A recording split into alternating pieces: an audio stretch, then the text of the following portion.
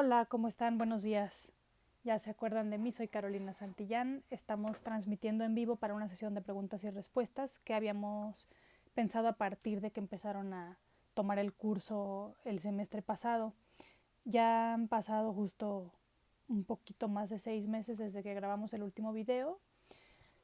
Estábamos muy en la línea de hablar sobre estrés postraumático, estrés agudo después del sismo que estuvo en México, pero el día de hoy queremos hablar un poco más sobre las conductas asociadas al suicidio. Para los que nos ven la primera vez, la idea sería un poco explicarles nuevamente que somos una estrategia que forma parte del Centro de Atención y Apoyo para Estudiantes de la UNAM, particularmente del campus de la FES Iztacala, en donde desde hace un poquito más de 8 años se piensa en atender estas necesidades de salud mental de los estudiantes. Particularmente en la FES tenemos estudiantes que estudian carreras, licenciaturas enfocadas a la salud y que tienen un mayor nivel de desgaste, porque los médicos, los trabajadores sociales, los psicólogos, el personal de enfermería, optometría, odontología, todos los que tratamos con personas tenemos más probabilidades de padecer cuestiones de salud mental, depresión, desgaste profesional, trastornos de la ansiedad, y particularmente se ha documentado mucho el asunto de las sustancias para medicar algún trastorno mental. Entonces, tenemos algunas tareas. La principal es tener un centro de atención para emergencias psicológicas en donde tenemos más de 15 voluntarios que son egresados de la UNAM, de la FES Iztacala. Son psicólogos que tienen un entrenamiento de 6 meses y se supervisan todos los miércoles. Además, hacemos una fórmula que nos ha funcionado muy bien que se llama guardianes de emergencias psicológicas, en donde capacitamos a los no profesionales de salud mental para que aprendan a detectar señales tempranas de conductas de riesgo, que aprendan a motivar a las personas a tomar atención profesional y para que puedan conocer a dónde pueden canalizar a las personas.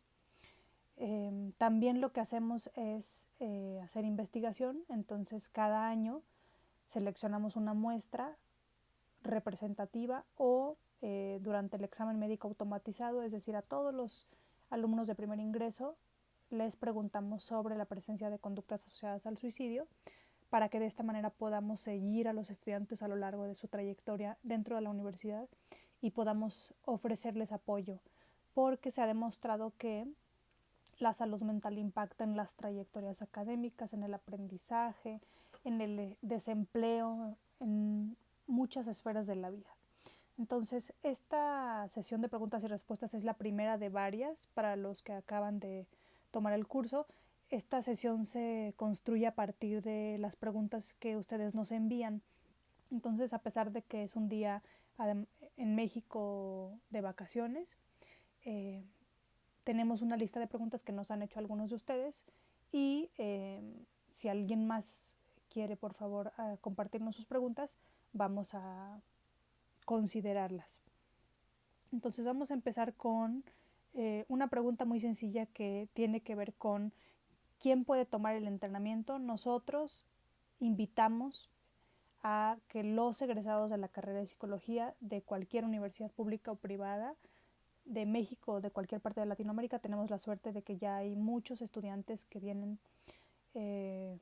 uniéndose a esta pequeña comunidad de Colombia, de Ecuador, de Chile, de Argentina, pero que sean egresados. Nosotros estamos a favor de las intervenciones basadas en la evidencia y del compromiso y la responsabilidad ética que tenemos como psicólogos. Entonces, no estamos de acuerdo en que no profesionales de salud mental den psicoterapia. Hay algunas opciones nuevas que tienen que ver con el coaching, en donde una persona que estudió otra carrera que no tiene que ver con psicología puede atender a otras personas, pero específicamente hablando de conductas asociadas al suicidio, ustedes saben y lo hemos platicado, es el peor de los desenlaces de todos los trastornos mentales. Entonces, solamente entrenamos a psicólogos. Si tú eres un no profesional de la salud, un estudiante de biología, de arquitectura, de administración, puedes formarte como un guardián.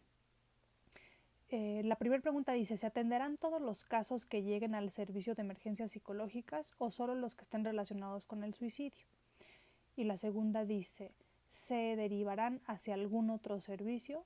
Entonces, nosotros partimos y la persona que fundó esta estrategia revisó un texto que se llama Cuando solo tienes una hora. La idea es que en todas las universidades, así como hay un equipo de reanimación para un problema cardiovascular, tengan una unidad de servicios de atención psicológica urgente. Desafortunadamente ahora los estudiantes en México se enfrentan a situaciones altamente estresantes relacionadas con la edad y relacionadas con el entorno violento. Entonces tenemos muchos alumnos que desafortunadamente han sufrido un asalto, un evento violento en casa y la idea es que en nuestra estrategia demos la atención urgente a todos los estudiantes y con base a nuestras necesidades, porque trabajamos, como les decía, a través de un servicio de voluntarios que no reciben un sueldo, podamos darles más sesiones consecutivas, pero también es verdad que muchos estudiantes llegan con necesidades que exceden el servicio y que tenemos que canalizarlos a otro servicio.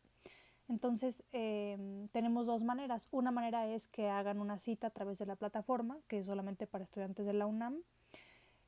También pueden llegar directamente al servicio, pero y en ocasiones especiales nos mandan casos de otras universidades y lo que nos comprometemos a hacer es darles una sola sesión de canalización que casi siempre tiene una duración de 2 horas.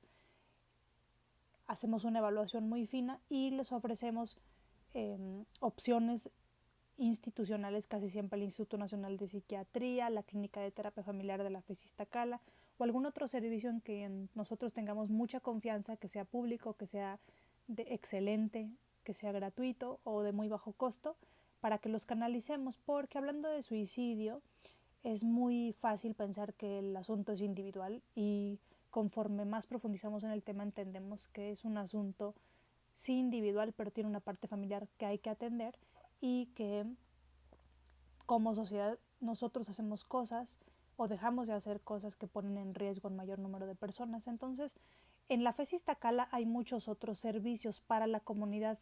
Les hablaba de la clínica de terapia familiar que tiene una unidad en la FES Iztacala y tiene también otra unidad en el CCH Azcapotzalco, que es un plantel de la UNAM que da servicio a toda la comunidad, pero también hay una clínica de servicios, de atención de servicios psicológicos, hay una unidad para atención de personas que han vivido abuso sexual, hay una estrategia que se encarga de atender a los alumnos o a las personas que tienen problemas con el consumo de las sustancias, hay programas hacia la violencia de género, hacia la diversidad sexual, hacia los trastornos o las dificultades en el aprendizaje. Entonces, o es el compromiso de la UNAM ofrecer a la comunidad servicios que casi siempre están encabezados por profesores que tienen mucha experiencia y entrenan a sus estudiantes o egresados. La siguiente pregunta dice, en relación con las etapas del cambio de Prochaska y Di Clemente, ¿cuál sería la recomendación para identificar de mejor forma en qué etapa del cambio se encuentra el paciente? Entonces, solamente para recordar que Prochaska y Di Clemente plantearon al finales de los 80s, en los 90s, un modelo que explica cómo es que cambia la gente. Se espera, de acuerdo con estos autores que particularmente estudiaron personas que tienen problemas de consumo de sustancias, que cuando una persona está empezando a considerar un cambio se encuentra en una etapa de contemplación y entra a lo que ellos le llaman la rueda del cambio. Ustedes pueden muy fácilmente googlear rueda del cambio Prochaska y Di Clemente y aparecen varios modelos gráficos para que puedan revisar. Después de la contemplación sigue la etapa de toma de decisión, después la etapa de acción y casi todos tenemos al menos una recaída. Hay una escala, un inventario para identificar en qué etapa del cambio se encuentran las personas. Si les parece bien, lo comparto en esta misma semana para que todo el mundo la tenga. Yo la obtuve de la página oficial del Instituto de Entrevista Motivacional de la Universidad de Nuevo México, que recuerdo era www.motivationalinterviewing.org. Hay muchos instrumentos muy útiles. A mí me gusta también una regleta visual analógica en donde le preguntas a una persona del 0 al 10 en dónde se encuentra para cambiar. Y hay varias técnicas para intentar motivar al cambio con base a esta escala visual analógica, pero también a los que les gusta los inventarios de papel y lápiz es muy fácil identificar si la persona está muy ambivalente, como que no está muy segura de querer cambiar, o si ya está convencida y está empezando a iniciar algunos cambios, o si ya había cambiado y de pronto Por ejemplo, acá que estamos de vacaciones, tuvo una recaída importante y está insegura sobre regresar. La siguiente pregunta dice, en relación al tema de la motivación, como probabilidad de conducta se plantea eliminar obstáculos que existen en los esfuerzos hacia el cambio. En lo que se refiere a los alcances de este curso y a la práctica como voluntario, ¿se tiene contemplado esto? ¿Se trabajará con el paciente sobre la mejor forma de resolver alguno de estos obstáculos? Me refiero a las circunstancias como transporte, horarios, etc. Entonces, gracias por la pregunta. Nosotros tenemos dos tipos de usuarios casi siempre. Usuarios que vienen en una crisis y que necesitan atención urgente y que incluso un grupo de ellos necesitan recibir una evaluación por parte del área de psiquiatría para que se les apoye con un tratamiento farmacológico porque están presentando el debut de un trastorno mental desencadenado por un evento altamente estresante. Pero también tenemos usuarios que vienen a nosotros porque están pasando una crisis de la juventud en donde terminan con una pareja, en donde están teniendo dificultades para cumplir con sus compromisos académicos, entre otros. Casi siempre la ruptura con una pareja, un conflicto grave con un compañero. En ese sentido, nosotros generalmente intentamos desde la primera sesión motivarlo hacia el cambio, y la motivación tiene que ver con lo que está en el libro de entrevista motivacional de 1990 de Miller y Rolnick. En español ese libro lo editó Editorial Paidós. Desafortunadamente desde 1990 en México al menos no han vuelto a reimprimir el libro, y nosotros estamos en la mejor disposición de compartirlo porque lo hemos escaneado. No estamos a favor de las fotocopias, nos parece que es muy importante preservar la obra de los autores. Sin embargo, ustedes saben que en los países como México, en donde no tenemos acceso a textos o que tardan hasta 10 o 12 años en traducirlos y después ya no los editan, entonces tenemos una limitada disponibilidad de textos actualizados. Recurrimos a, cuando solamente podemos hacer eso, a escanear los libros solo con estas condiciones. Entonces creo que para este alumno sería interesante que leyera el libro, y a mí me gusta mucho un cuadro donde presenta una especie, en México le llamamos acordeón, o un resumen de cómo hacer una entrevista motivacional. Casi siempre una buena entrevista motivacional, también pueden ver muchos videos en YouTube en español. Hay que pasar por 4 componentes de la entrevista motivacional: qué tan interesado está en realizar el cambio el usuario, qué tan preocupado está por realizar este cambio, qué pasa si no cambia, y cerrar la entrevista con qué pasa si sí cambia, y evaluar los niveles de optimismo y de autoeficacia. Entonces, hay muchos usuarios que tienen complicadas cargas de trabajo y que tienen que salir de la universidad, y que eso impide que lleven un tratamiento adecuado. Entonces nosotros intentamos usar entrevista motivacional siempre que se pueda para recordarle la importancia de apegarse al tratamiento, y también utilizamos la técnica de solución de problemas, que es una técnica que se usa muchísimo desde un enfoque cognitivo-conductual, en donde hay muchos libros donde pueden aprender a hacerlo con niños. Por ejemplo, el libro de Piensa en voz alta me parece la mejor recomendación en español. Hay un libro en la Biblioteca Central de la UNAM, y la técnica de solución de problemas ayuda a resolver obstáculos que puedan enfrentarse los alumnos, eh, identificando qué problemas tienen, cuáles son las posibles soluciones, analizar las ventajas y desventajas de cada una, seleccionar una opción y ponerla en práctica. Ahora, como dice el alumno, hay alumnos que se enfrentan a situaciones que tienen que ver con transporte y con horarios. Al ser nosotros una clínica de emergencias psicológicas, tenemos un grupo de voluntarios que están de guardia. Nos gusta la idea de que puedas ir, como el libro de Piensa en voz alta de O'Hanlon, a cualquier hora y con cualquier voluntario. Sin embargo, si tú quieres hacer un trabajo a mediano plazo, digamos 5 u 8 sesiones consecutivas, es bueno que establezcas alianza terapéutica con el voluntario que te está atendiendo. Entonces, en ese sentido, sí tendrías que apegarte a un día y a un horario, y tratamos de adecuar todas las posibilidades que tenemos de voluntarios contra los horarios de los estudiantes para ofrecerles un horario donde realmente puedan asistir. Sin embargo, nos vemos frecuentemente rebasados cuando por problemas, por ejemplo, de transporte no pueden llegar a tiempo, pero estamos implementando desde hace un mes aproximadamente que empezamos a tener mucha demanda. Ustedes saben que marzo, a diferencia de Navidad, en donde efectivamente hay muchas personas que la empiezan a pasar mal, pero marzo y abril son meses complicados, especialmente para conductas asociadas al suicidio, y empezamos a implementar. Dice, ¿puedes mandarme un saludo a mi amigo de las farmacias? Le mando un saludo al amigo de las farmacias que que está pasando la difícil. Nuestro amigo que se llama Cafetero Bombero. Lo que hacemos entonces es que ahora estamos buscando textos gratuitos que sean de autoayuda, que hayan probado tener evidencia para aquellos alumnos que no puedan asistir cada semana. Entonces le enviamos a través del correo las tareas que deben de estar realizando y qué lecturas tienen que avanzar por si tienen que agendar sus sesiones cada 15 días o están en una fase de seguimiento en donde solamente puedan ir una vez al mes. Espero que eso haya contestado tu pregunta. Dice, en relación con las complicaciones de la ambivalencia en lo referente a respuestas paradójicas, es posible que el paciente en la entrevista motivacional, a pesar de saber que hay un costo doloroso y negativo al mantener ciertas conductas, desee seguir manteniéndolas. Pues mira, voy a hablar de un ejemplo que son las autolesiones. Las autolesiones en un grupo de personas están asociadas con conductas suicidas.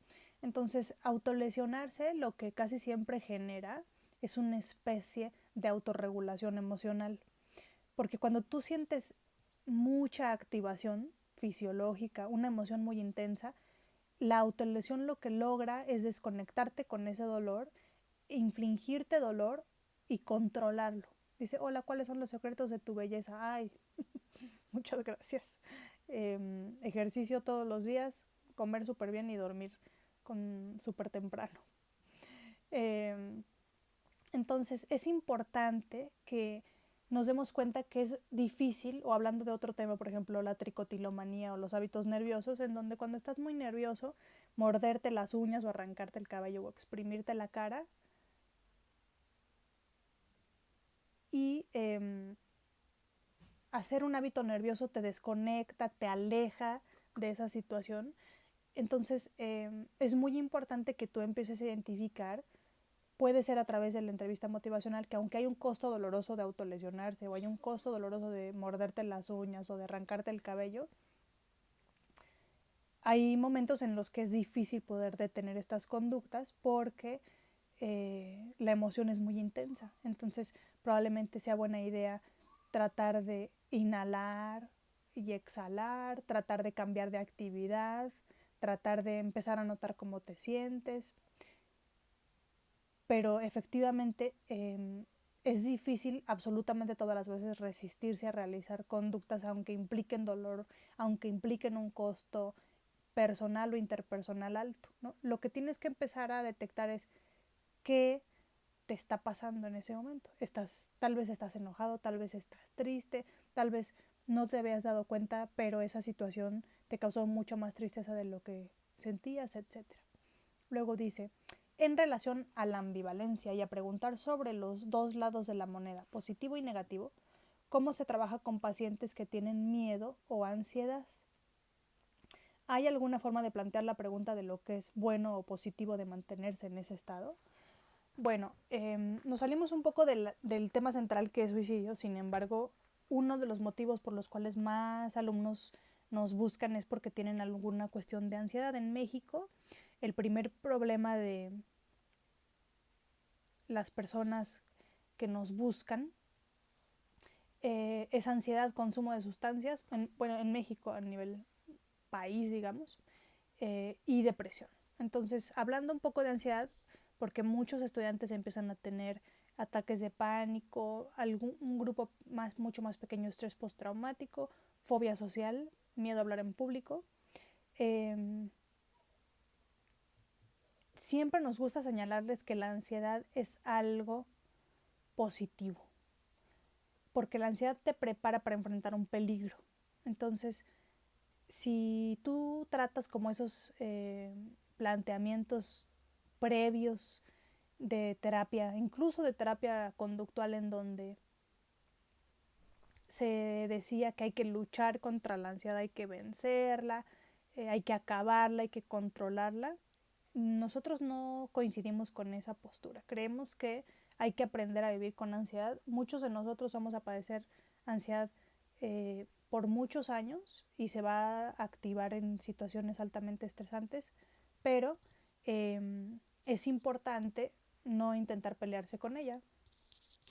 Yo creo que la mejor idea es intentar aceptarla, que es un poco empezar a meter mindfulness, ¿no?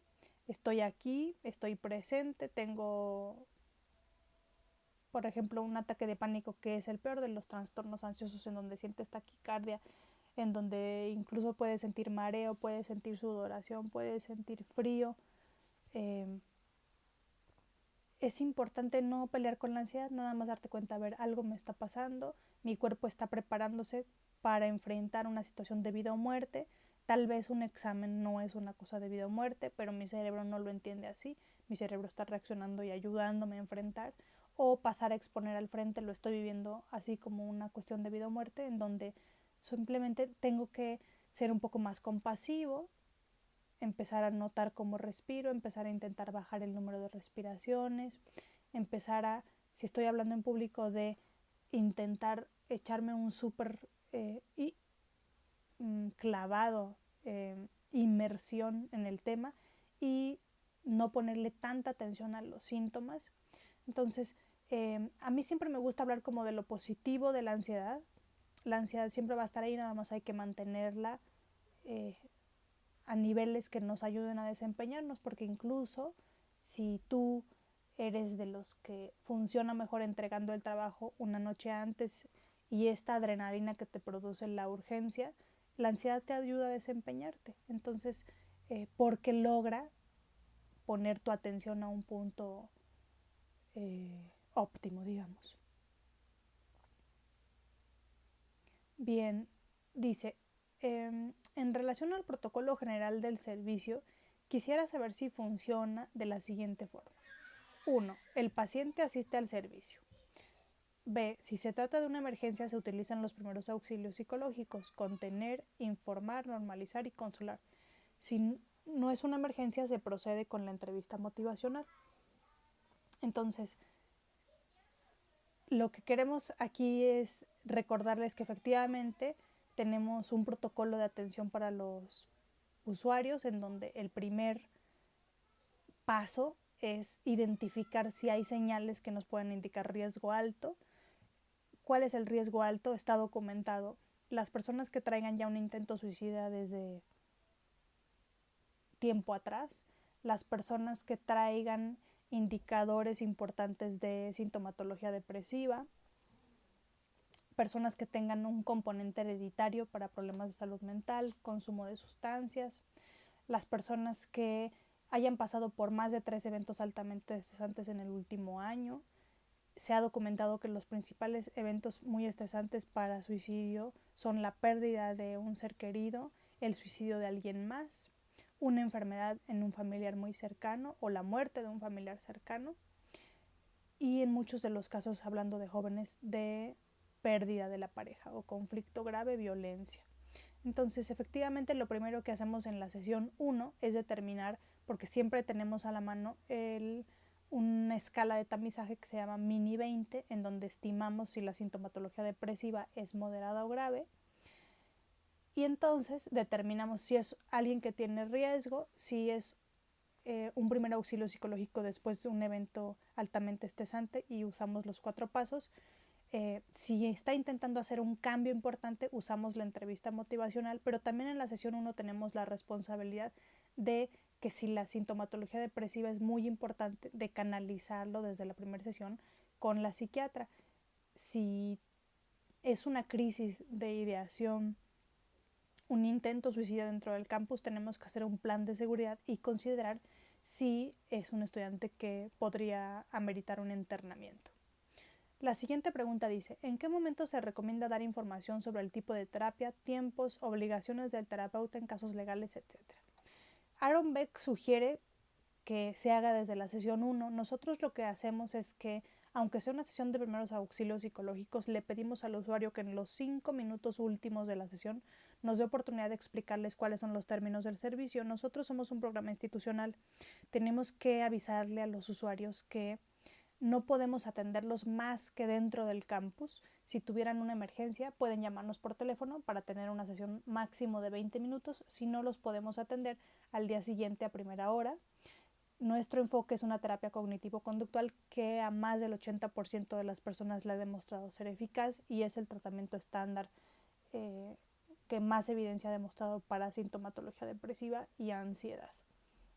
También les explicamos que las sesiones tendrán una duración de 50 minutos, que les podemos dar hasta un máximo de 8 sesiones, que son egresados que reciben supervisión de casos, que sus datos solamente serán utilizados con fines educativos, que tendrán que ser compartidos en las sesiones de supervisión, siempre cuidando la privacidad y la confidencialidad, que es una psicoterapia activa, que implica hacer tareas, que tiene un orden la sesión, siempre les monitoreamos el estado del ánimo, después revisamos la tarea, agendamos lo que quiere trabajar el usuario, dejamos una tarea nueva y les pedimos retroalimentación, y que también se ha demostrado que esta psicoterapia funciona mejor cuando el usuario trabaja todos los días al menos 10 o 15 minutos en su bienestar.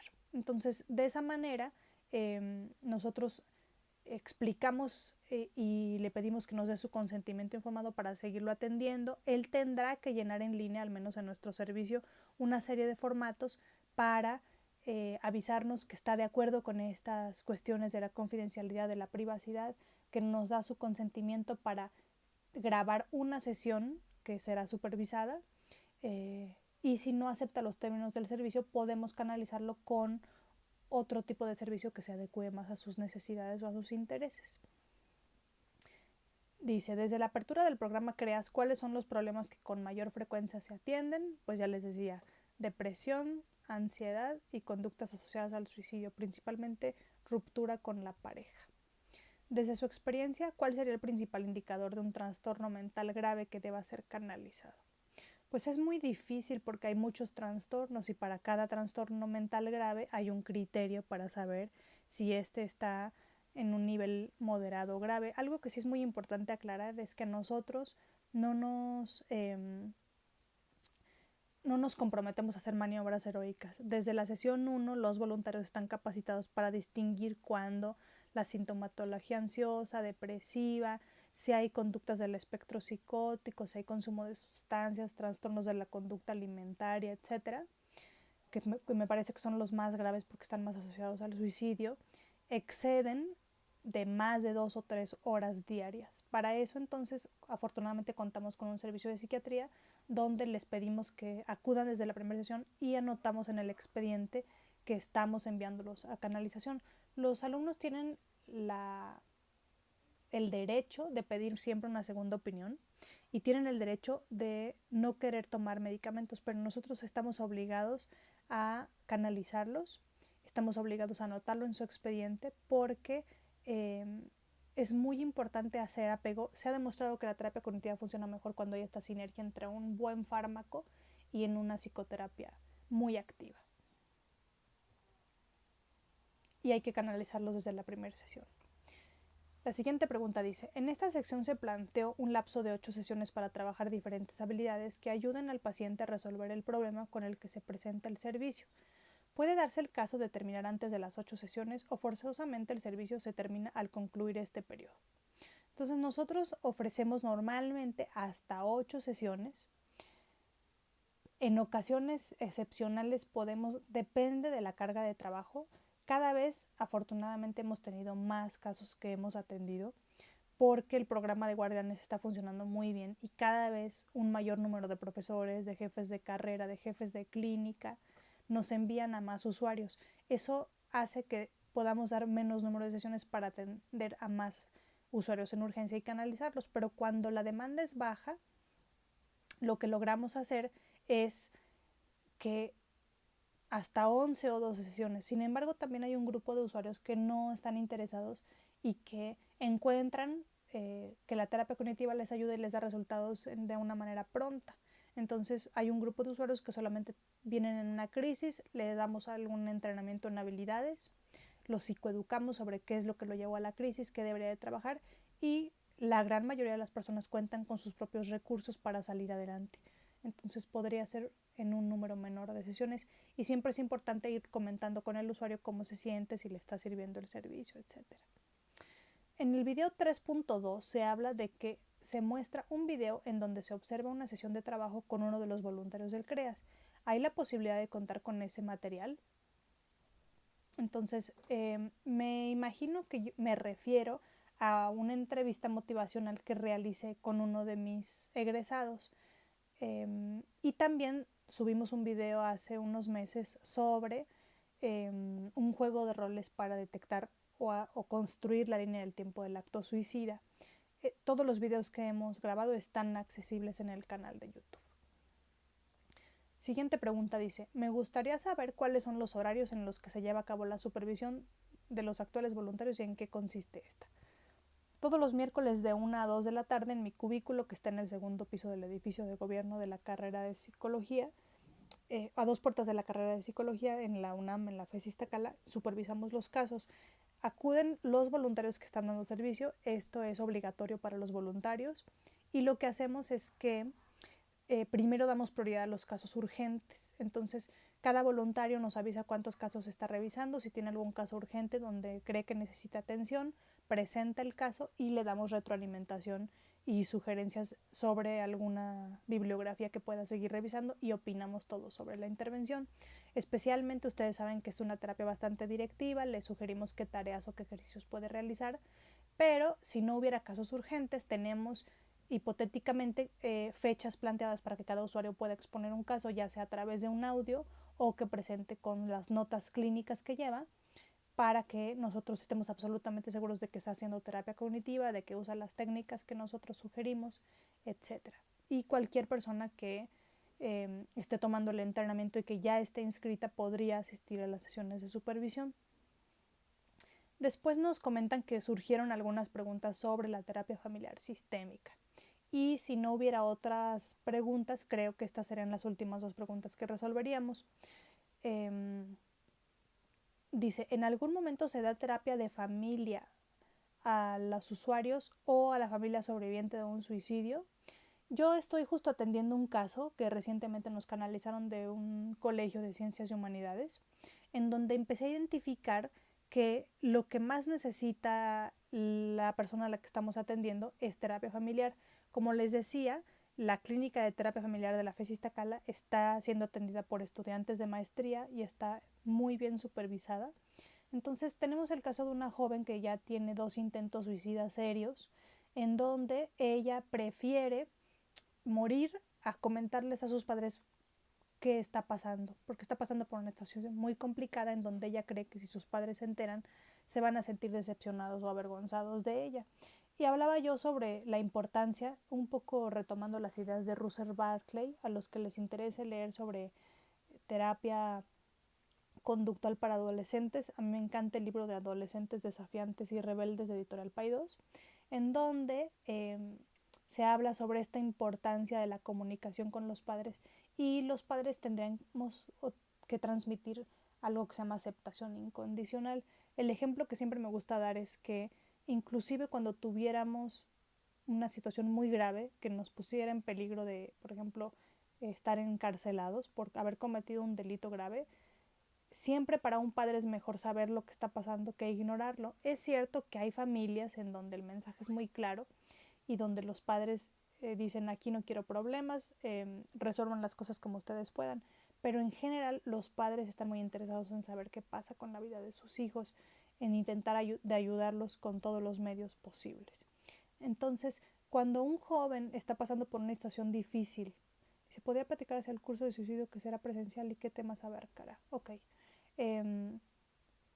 Cuando un joven está pasando por una situación difícil, una cuestión que nos toca muy de cerca son los chicos que pertenecen a la comunidad de la diversidad sexual, en donde no están seguros de su orientación sexual.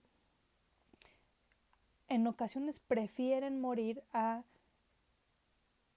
decepcionar las expectativas que tienen de sus padres. También nos enfrentamos a un caso el año pasado en donde un estudiante prefería morir a enfrentar a su familia porque ella no quería estudiar la carrera de medicina y quería estudiar otra carrera que no es socialmente tan aceptada o tan reconocida como el ser médico. Entonces, ese trabajo es muy importante, claro, a nivel individual, pero también algo está pasando en el sistema familiar que ese adolescente no puede expresar sus sueños, sus expectativas, no puede explorar su sexualidad, su vocación, porque siente que va a ser rechazado por los demás. Entonces, especialmente por los seres que más quiere. Entonces, es muy importante que las familias aprendamos a transmitir aceptación incondicional a nuestros hijos, a nuestros hermanos, a nuestros sobrinos, que siempre haya un espacio en donde pueda hablarse libremente de cualquier tema, sin avergonzar a nuestros hijos, sin estigmatizarlos, sin rechazarlos. Se han hecho estudios muy serios en donde se observa el tipo de reacción que tienen las familias después de un intento suicida y se ha visto que las familias que se enojan son un mejor predictor de un segundo intento, a diferencia de las familias que cuando un hijo refiere una situación problemática se preocupan, intentan comprenderlo, intentan buscar ayuda. Entonces, casi siempre lo que hacemos es que le damos una serie de sesiones para atender la urgencia y las conductas asociadas al suicidio, hacer un plan de seguridad, trabajar en habilidades y buscamos que pronto lo empiece a atender la clínica de terapia familiar. La siguiente pregunta dice, por lo que entiendo en el CREAS optan por terapia familiar sistémica. ¿Por qué? Yo me considero más ecléctico, aunque claro, apenas estoy en tercer semestre y tal vez sea por eso. Pero creo que a veces puede servir un poco de todo. Bueno, se ha demostrado, yo quiero hacer un siguiente video donde les quiero platicar sobre un libro que he revisado estas vacaciones y que me ha gustado mucho, que el eclecticismo no es lo que mejor funciona. Para poder atender a una persona lo mejor es adoptar un modelo y ser congruente con ese modelo y seguir todas las estrategias, la conceptualización del caso con ese modelo, porque en México, si ustedes revisan, la Sociedad Mexicana de Psicología, el Instituto Nacional de Psiquiatría han establecido cuáles son las psicoterapias que mayor evidencia han demostrado. Particularmente decíamos, hablando de conductas muy graves, suicidio, depresión, trastornos de la ansiedad, consumo de sustancias. Entonces, el ser ecléctico implica no tener muy clara la conceptualización del caso y utilizar una serie de técnicas, a veces conforme el juicio clínico demanda, pero trabajar con base a la evidencia implica conceptualizar el caso, documentarse en cuál es la problemática que está presentando el usuario y establecer casi siempre una intervención manualizada. Eso implicaría que, si bien es cierto, cada semana el usuario trae una problemática diferente, apegarse a un modelo. Si nosotros atendemos, por ejemplo, depresión y a nosotros nos dan ganas de salirnos del eje rector de lo que ha demostrado tener evidencia, no estamos actuando con principios éticos. Nosotros sabemos que en México la gran mayoría de las personas no se acerca al psicólogo por una cuestión de estigma y por una cuestión de que acudir al psicólogo es un servicio de alto costo y porque no hay tantas oportunidades de atenderse o tener atención de alta especialidad. Entonces, ya que llega una persona al psicólogo, lo ético es tener las herramientas para poder hacer un buen diagnóstico y tratar de hacer una intervención con base a lo que la evidencia ha demostrado que es efectivo. Para depresión, lo que más evidencia ha demostrado que es terapia cognitiva, reestructuración cognitiva, activación conductual, técnicas de relajación. Entonces, si a alguien le dan ganas de hacer otra técnica y no seguir ese orden, y nosotros de manera más o menos estimada sabemos que las personas en México no asisten a un número mayor de 10 sesiones en promedio, no podemos darnos el lujo de en la primera sesión no hacer una entrevista estandarizada, en la segunda sesión aplicar una técnica o un ejercicio que nosotros hayamos inventado o que vimos en un libro, en la tercera técnica preguntarle y solamente hacer un poco de desahogo, y a la quinta sesión no haber utilizado lo que más evidencia ha demostrado, puesto que nuestra responsabilidad es que estamos dando un servicio, sea o no remunerado, de alta calidad y que se pueda demostrar que en el corto y en el mediano plazo va a tener una diferencia significativa contra un grupo control, que es no recibir un tratamiento, y en algunos casos para sintomatología depresiva, la terapia cognitiva ha demostrado ser igual de efectiva que un tratamiento farmacológico. Entonces, es nuestra obligación estar informados de cuáles son los tratamientos basados en la evidencia para cada trastorno. Para eso pueden consultar las guías clínicas del Instituto Nacional de Psiquiatría. Hay una guía clínica para adolescentes y adultos, hay una guía clínica para niños y adolescentes, y hay guías para todos los trastornos, en donde casi siempre se refuerza esta idea de utilizar terapia familiar sistémica, terapia cognitiva, o para trastornos de la ansiedad, terapia de exposición. Y bueno, por último, me preguntaban sobre qué va a pasar con el curso de presencial para capacitar voluntarios o suicidio. Entonces, quiero platicarles cómo estamos. Hemos ido construyendo, especialmente con la ayuda de una egresada que de manera desinteresada ha ido construyendo los materiales, y aprovecho, Angélica, para agradecerte todo tu trabajo y que todo este curso sea posible. Tenemos el curso a través de YouTube, que es el que están tomando la gran mayoría de personas que no son miembros de la comunidad universitaria. Tenemos un curso a través de un sistema que se llama ProSap, en donde pueden darse de alta, y hay una plataforma a través del QBED. Y tenemos un curso presencial sobre suicidio, que es un curso taller que dura 40 horas. Este curso lo damos en la División de Educación Continua de la FES Iztacala. Va a empezar el último jueves de este mes de abril, y vamos a intentar abrir este curso taller 1 o 2 veces al año. Los cursos son por la mañana, de 9 de la mañana a 2 de la tarde, y los imparto yo. Eso es lo que tenemos de manera presencial por el momento. En el transcurso de este año, en el segundo semestre, volveremos a abrir inscripciones para tomar el curso a distancia. Quien quiera puede acudir a las sesiones de supervisión, y probablemente el año que entra tengamos algo presencial para los alumnos.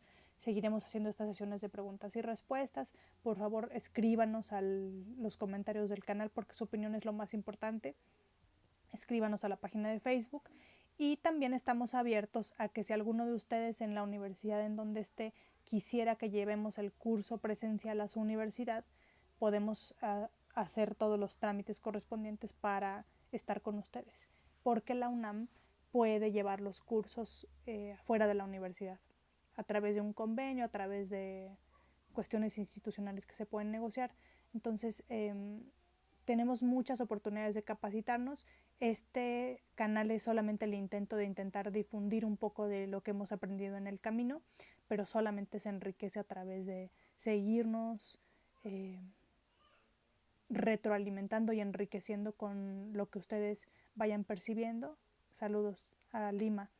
Y seguir atendiendo personas que están buscándonos en la universidad. Entonces, cualquier duda, estoy a sus órdenes. Si les parece bien, les dejo mi correo.